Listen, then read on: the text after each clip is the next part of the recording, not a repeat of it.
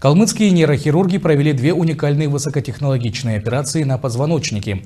Многочасовые работы при поддержке торакального и сосудистого хирургов позволили установить пациентам титановые импланты, которые не потребуют замены спустя некоторое время. Как отметил главный врач республиканской больницы имени Жемчуева Александр Калаев, ранее наши врачи не часто выполняли подобные операции, но теперь же жители Калмыкии могут получать медицинскую помощь, не выезжая за пределы региона по полису ОМС. Операция такая довольно-таки сложная, опасная, особенно на грудном отделе позвоночника. Там крупные сосуды, аорта, сердце, нервные структуры. Второй больной пациентки тоже выполнили. Устанавливали металлоконструкцию, железные винты. Тоже однозначно эта операция непростая. Они выполнялись под навигацией, под С-дугой. Эти операции считаются ВМПшной, высокотехнологической медицинской помощи. Они на уровне федеральных центров делаются, эти операции. Пациентка, которую мы прооперировали, она уже домой собирается, выписываем.